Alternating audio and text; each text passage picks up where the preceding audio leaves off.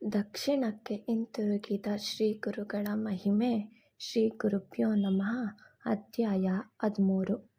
ಶ್ರೀ ನೃಸಿಂಹ ಸರಸ್ವತಿ ಸ್ವಾಮಿಗಳವರ ಪೀಠ ಪರಂಪರೆಯನ್ನು ಆಸಕ್ತಿಯಿಂದ ಕೇಳಿದ ನಾಮಧಾರಕನು ಸಂತಸದಿಂದ ಸಿದ್ಧಿಯೋಗೀಶ್ವರರನ್ನು ಕುರಿತು, ಸ್ವಾಮಿ, ನೀವು ಬೋಧಿಸಿದ ಧರ್ಮಾರ್ಥವನ್ನು ತಿಳಿದು ಕೃತಾರ್ಥನಾದೆ. ಶ್ರೀ ಗುರುವಿನಲ್ಲಿ ನನ್ನ ಭಕ್ತಿಯು ಹೆಚ್ಚಿದೆ. ಗುರುಗಳವರ ಮಹಿಮೆಯ ಕಥೆಯನ್ನು ಕೇಳಲು ಮನಸ್ಸು ಹಾತೊರೆಯುತ್ತಿದೆ. ದಯೆಯಿಟ್ಟು ಹೇಳಿರಿ ಎಂದು ಪ್ರಾರ್ಥಿಸಿದನು. ನಾಮಧಾರಕನ ಉತ್ಸಾಹ ಆಸಕ್ತಿಯನ್ನು ಗಮನಿಸಿದ ಸಿದ್ಧಿಯೋಗೀಶ್ವರರು ಅವನ ಮಾತಿಗೆ ತಲೆದೂಗಿ ಶ್ರೀ ಗುರುಗಳ ಮಹಿಮೆಯನ್ನು ನಾಮಧಾರಕನಿಗೆ ತಿಳಿಸಿದರು. ಶ್ರೀ ಗುರುಗಳವರ ಆಪ್ತ ಶಿಷ್ಯವೃಂದ. ಪ್ರಯಾಗದಲ್ಲಿ ಶ್ರೀ ನರಸಿಂಹ ಸರಸ್ವತಿ ಸ್ವಾಮಿಗಳು ಶಿಷ್ಯ ಮಾಧವ ಸರಸ್ವತಿ ಸ್ವಾಮಿಗೆ ಸನ್ಯಾಸ ದೀಕ್ಷೆ ನೀಡಿದ ನಂತರ ಹಲವು ದಿನಗಳು ಅಲ್ಲೇ ತಂಗಿದ್ದುದರ ಫಲವಾಗಿ ಅವರ ಶಿಷ್ಯವೃಂದವು ಬೆಳೆಯಿತು. ಬಾಲ ಸರಸ್ವತಿ, ಕೃಷ್ಣ ಸರಸ್ವತಿ, ಉಪೇಂದ್ರ, ಮಾಧವ ಸರಸ್ವತಿ, ಸದಾನಂದ ಸರಸ್ವತಿ, ಜ್ಞಾನಜ್ಯೋತಿ ಸರಸ್ವತಿ ಹಾಗೂ ಸಿದ್ಧಯೋಗೀಶ್ವರರು ಎನಿಸಿಕೊಂಡ ನಾನು ಸೇರಿದಂತೆ ಸಪ್ತ ಶಿಷ್ಯರು ಗುರುಗಳ ಪರಮಾನುಗ್ರಹಕ್ಕೆ ಪಾತ್ರರಾಗಿದ್ದವರು. ಇವರು ಶ್ರೀ ಗುರುಗಳ ಪರಮ ಆಪ್ತ ಶಿಷ್ಯರೂ ಹೌದು. ಪ್ರಯಾಗದಲ್ಲಿ ಹಲವು ದಿನ ಕಳೆದ ಬಳಿಕ ಶ್ರೀ ಗುರುಗಳು ಈ 7 ಜನ ಸಿದ್ಧಿಯೋಗೀಶ್ವರರನ್ನು ಒಳಗೊಂಡಂತೆ ಶಿಷ್ಯರ ಜೊತೆಗೆ ದಕ್ಷಿಣ ಪಥಕ್ಕೆ ಹಿಂತಿರುಗಿದರು. ಮಾರ್ಗದಲ್ಲಿ ಎಲ್ಲ ಕ್ಷೇತ್ರಗಳನ್ನು ಸಂದರ್ಶಿಸಿ ಭಕ್ತರನ್ನು ಅನುಗ್ರಹಿಸುತ್ತಾ ತಮ್ಮ ಪೂರ್ವಾಶ್ರಮದ ಗ್ರಾಮವಾದ ಕರಂಜಾಮನಗರಕ್ಕೆ ಬಂದು ತಲುಪಿದರು. ಕುಟುಂಬಕ್ಕೆ ದರ್ಶನ ಹಾಗೂ ಸಹೋದರರಿಗೆ ಉಪದೇಶ. ಶ್ರೀಗಳವರು ತಾಯಿಗೆ ಇತ್ತ ವಚನದಂತೆ ಕಾರಂಜ ಗ್ರಾಮಕ್ಕೆ ಬಂದ ನಂತರ ತಾಯಿ ತಂದೆಯರಿಗೆ ಹಾಗೂ ತಮ್ಮ ಪೂರ್ವಾಶ್ರಮದ ಸಹೋದರರು ಸಹೋದರಿಯರಿಗೆ ದರ್ಶನವನ್ನು ಇತ್ತರು. ತಾಯಿಗೆ ಶ್ರೀ ಗುರುಗಳ ಪೂರ್ವಜನ್ಮದ ಸ್ಮರಣೆ ಆಯಿತು. ಹಿಂದೆ ಶ್ರೀಪಾದ ಶ್ರೀವಲ್ಲಭ ಸ್ವಾಮಿಗಳು ಆಕೆಯನ್ನು ಉದ್ಧರಿಸಿದ್ದು ಹಾಗೂ ಅವರೇ ಮತ್ತೆ ತನ್ನ ಉದರದಲ್ಲಿ ನರಹರಿ ಸ್ವಾಮಿಗಳಾಗಿ ಜನ್ಮ ತಾಳಿದ್ದನ್ನು ಸ್ಮರಿಸಿದಳು. ಸ್ವಾಮಿಗಳಲ್ಲಿ ಆಕೆಗೆ ಭಕ್ತಿ ಮೂಡಿತು. ಗುರುಗಳು ಆಕೆಯನ್ನು ಕುರಿತು, ಅಮ್ಮ, ನಾವು ಸನ್ಯಾಸ ದೀಕ್ಷೆ ವಹಿಸಿದರ ಕಾರಣವಾಗಿ ನಿಮ್ಮ ಮನೆತನದ 42 ಪೀಳಿಗೆಯವರು ಉದ್ಧಾರವಾದರು. ನಿಮ್ಮ ಮುಂದಿನ ಪೀಳಿಗೆಯವರು ಶತಾಯುಗಳಾಗಿ ಕೀರ್ತಿವಂತರಾಗುವರು. ಚಿಂತಿಸುವ ಅಗತ್ಯವಿಲ್ಲ ಎಂದು ಆಶೀರ್ವಚನ ನುಡಿದರು. ಶ್ರೀಗಳವರ ಪೂರ್ವಾಶ್ರಮದ ಸಹೋದರಿ ರತ್ನಾಬಾಯಿಗೆ ಶ್ರೀಗಳವರ ಮುಂದೆ ತನ್ನ ಕಷ್ಟ ಹೇಳಿಕೊಳ್ಳುವ ಬಯಕೆ ಆಯಿತು. ಆಕೆ ಗುರುಗಳಿಗೆ ವಂದಿಸಿ, ಸ್ವಾಮಿ, ಸಂಸಾರ ಮಾಯೆಯಿಂದ ನಾನು ಬಳಲಿ ಬೆಂದಿರುವೆ. ತಪಸ್ಸಿಗೆ ಹೋಗುವ ಮನಸ್ಸಾಗಿದೆ. ದಯಮಾಡಿ ಅಪ್ಪಣೆಯನ್ನು ನೀಡಿರಿ ಎಂದು ಪ್ರಾರ್ಥಿಸಿದಳು. ಆಗ ಶ್ರೀ ಗುರುಗಳು ಆಕೆಯನ್ನು ಕುರಿತು, ರತ್ನಾಯಿ, ಪೂರ್ವಜನ್ಮದಲ್ಲಿ ಮಾಡಿದ ಪಾಪಕರ್ಮವು ಈಗ ನಿನ್ನ ಬೆನ್ನಟ್ಟಿದೆ.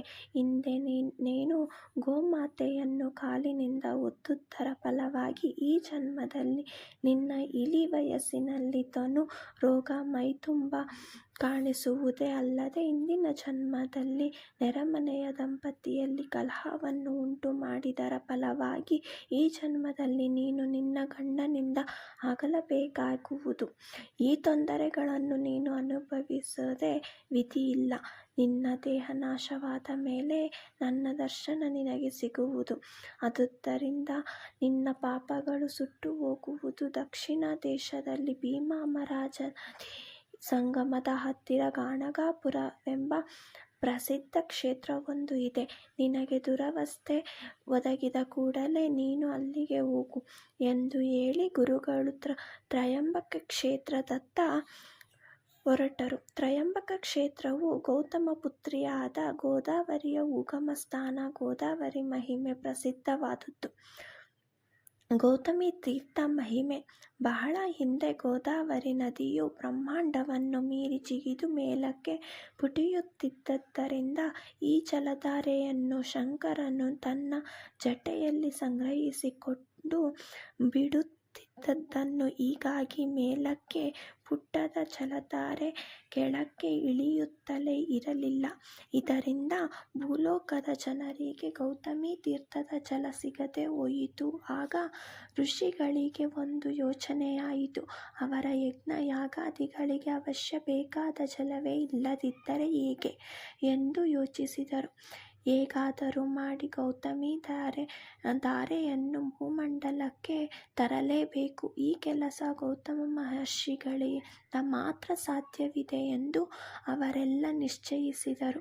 ಆದರೆ ಗೌತಮ ಮಹರ್ಷಿಗಳನ್ನು ಈ ಕೆಲಸಕ್ಕೆ ನೇಮಿಸುವುದು ಅಷ್ಟು ಸುಲಭದ ಕೆಲಸವಾಗಿರಲಿಲ್ಲ. ಋಷಿಗಳು ಅದಕ್ಕಾಗಿ ಒಂದು ಉಪಾಯವನ್ನು ಕಂಡುಕೊಂಡರು. ಗೌತಮರು ತಮ್ಮ ಆಶ್ರಮದ ಬಳಿ ಭತ್ತವನ್ನು ಬೆಳೆಸಿದ್ದರು. ಋಷಿಗಳು ದರ್ಭೆಯಿಂದ ಒಂದು ಹಸುವನ್ನು ಸೃಷ್ಟಿಸಿದರು. ದರ್ಭೆಯಿಂದ ಸೃಷ್ಟಿತವಾದ ಆ ಹಸುವನ್ನು ಗೌತಮರ ಭತ್ತದ ಗದ್ದೆಯಲ್ಲಿ ಬಿಟ್ಟರು. ಆ ಹಸು ಬೆಳೆಯನ್ನು ಭಕ್ಷಿಸಲಾರಂಭಿಸಿತು. ಇದನ್ನು ಕಂಡ ಗೌತಮರು ಕೋಪಾವಿಷ್ಟರಾಗಿ ದರ್ಭೆಯೊಂದನ್ನು ಅದರ ಮೇಲೆ ಎಸೆದಾಗ ದರ್ಭೆಯು ಬಾಣದಂತೆ ಹಸುವನ್ನು ಛೇದಿಸಿತು. ಶಾಸ್ತ್ರದಂತೆ ನಾಟಿದ ಆ ದರ್ಭೆಯಿಂದಾಗಿ ಹಸು ಮೃತಪಟ್ಟಿತು. ಆಗ ಆ ಗೌತಮರ ಸಿಟ್ಟು ಇಳಿದು ನಡೆದು ಹೋದ ಪಾಪಕಾರ್ಯದ ಅರಿವಾಗಿ ಅವರು ದುಃಖಿಸಿದರು. ಗೋಹತ್ಯೆ ದೋಷ ಬಂದಿತೆಂದು ಮರಗಿದರು. ನಡೆದದ್ದು ನಡೆದು ಹೋಯಿತು, ಮುಂದೇನು ಮಾಡುವುದು ಎಂದೆಲ್ಲ ಯೋಚಿಸಿ ಇತರ ಋಷಿಗಳನ್ನೆಲ್ಲ ಒಟ್ಟುಗೂಡಿಸಿ ಗೋಹತ್ಯೆ ದೋಷದ ನಿವಾರಣೋಪಾಯವೇನೆಂದು ಕೇಳಿದರು. ಅದೇ ಸಮಯಕ್ಕಾಗಿ ಕಾದಿದ್ದ ಋಷಿಗಳು ಭೂಮಂಡಲ ಮೀರಿ ಜಿಗಿದು ಪುಟಿಯುತ್ತಿದ್ದ ಗೌತಮಿ ನದಿಯನ್ನು ಶಿವನ ಜಟೆಯಿಂದ ಹಿಂತಿರುಗಿಸಿ ಭೂಮಂಡಲಕ್ಕೆ ತಂದರೆ ಗೋಹತ್ಯೆ ದೋಷವು ನಿವಾರಣೆಯಾಗುವುದೆಂದು ಸಲಹೆ ಇತ್ತರು. ಗೌತಮ ಮಹರ್ಷಿಗಳಿಗೆ ಇದು ಸೂಕ್ತ ಸಲಹೆ ಎನ್ನಿಸಿ ಅವರು ಈಶ್ವರನನ್ನು ಕುರಿತು ಹಲವಾರು ವರ್ಷಗಳವರೆಗೆ ತಪಸ್ಸು ಮಾಡಿದರು. ತಪಸ್ಸಿಗೆ ಒಲಿದ ಶಂಕರನಿಂದ ಗೋದಾವರಿಯನ್ನು ಭೂಮಂಡಲಕ್ಕೆ ಗೌತಮರು ಆಹ್ವಾನಿಸಿದರು. ಹೀಗೆ ಗೌತಮರ ತಪೋ ಮಹಿಮೆಯಿಂದ ಭೂಮಂಡಲಕ್ಕೆ ಇಳಿದು ಬಂದ ಗೌತಮಿಯ ಮಹಿಮೆ ಅಸಾಧ್ಯವಾದದ್ದು. ಇದನ್ನು ಅರತೆ ಶ್ರೀಗುರುಗಳು ಈ ಕ್ಷೇತ್ರಕ್ಕೆ ಬಂದರು. ಮಂಜರಿಕ ಎಂದು ಖ್ಯಾತಿಯುಳ್ಳ ಈ ಕ್ಷೇತ್ರದಲ್ಲಿ ಮದಾವರಣ್ಯ ಎಂಬ ಮುನಿಗಳಿದ್ದರು. ಅವರು ನರಸಿಂಹ ಉಪಾಸಕರು. ಶ್ರೀಗುರುಗಳು ಅವರಲ್ಲಿಗೆ ಹೋದಾಗ ಮದಾವರಣ್ಯರಿಗೆ ತಮ್ಮ ಉಪಾಸ್ಯ ಮೂರ್ತಿಯನ್ನು ಪ್ರತ್ಯಕ್ಷ ನೋಡಿದ ಅನುಭವವಾಯಿತು. ಅವರು ಶ್ರೀಗುರುಗಳನ್ನು ಮನಸಾರೆ ವಂದಿಸಿ ಗುರುಸ್ತೋತ್ರವನ್ನು ರಚನೆ ಮಾಡಿದರು. ಶ್ರೀಗುರುಗಳು ಅವರ ಭಕ್ತಿಗೆ ಮೆಚ್ಚಿ ಮಂತ್ರಸಿದ್ಧಿಯನ್ನು ಅನುಗ್ರಹಿಸಿ ಬ್ರಹ್ಮಲೋಕವನ್ನು ಹೊಂದುವಂತೆ ವರ ನೀಡಿದರು. ಅಲ್ಲಿಂದ ವಾಸರ ಬ್ರಹ್ಮೇಶ್ವರ ಎಂಬ ಗಂಗಾ ನದಿ ತೀರದ ಬಳಿ ಇರುವ ಕ್ಷೇತ್ರವನ್ನು ತಲುಪಿದರು.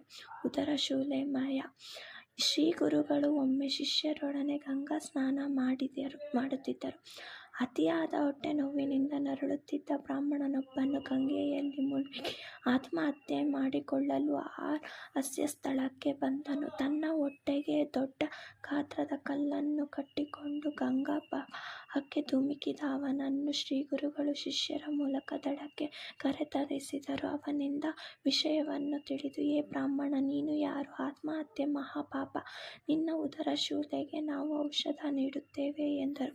ಆಗ ಅಲ್ಲಿನ ಗ್ರಾಮಾಧಿಕಾರಿಯು ಬಂದನು. ಆತನ ಹೆಸರು ಸಾಯಂದೇವ. ಸಾಯಂದೇವನು ತಾನು ಅಪಸ್ತಂಭ ಶಾಖೆಯ ಕೌಂಡಿನ್ಯ ಗೋತ್ರಕ್ಕೆ ಸೇರಿದವನೆಂದು, ದಕ್ಷಿಣ ಪ್ರಾಂತ್ಯದ ಕಡಗಚ್ಚಿ ತನ್ನ ದೂರದೆಂದು, ಇಲ್ಲಿಗೆ ಉದ್ಯೋಗನಿಮಿತ್ತ ಬಂದಿರುವೆನೆಂದು ಹೇಳಿ ವಂದಿಸಿದನು. ಶ್ರೀಗುರುಗಳು ಸಾಯಂದೇವನೇ, ನೀ ಬ್ರಾಹ್ಮನಿಗೆ ಉದರಶೂಲೆ ಇದೆ, ಆತ್ಮಹತ್ಯೆಗೆ ಹೊರಟ ಇವನನ್ನು ನಾವು ಔಷಧಿ ನೀಡುತ್ತೇವೆಂದು ಹೇಳಿ ತಡೆದಿದ್ದೇವೆ, ಇವನನ್ನು ಭೋಜನಕ್ಕೆ ಆಮಂತ್ರಿಸು ಎಂದರು. ಸಾಯಂದೇವನು, ಗುರುದೇವ, ತಮ್ಮ ದರ್ಶನದಿಂದ ಪುನೀತನಾದೆ. ತಾವೂ ಸಹ ತನ್ನ ಮನೆಗೆ ಬಂದು ಭಿಕ್ಷೆ ಸ್ವೀಕರಿಸಬೇಕು ಎಂದು ಪ್ರಾರ್ಥಿಸಿ ಬ್ರಾಹ್ಮಣನನ್ನು ಆಹ್ವಾನಿಸಿದನು.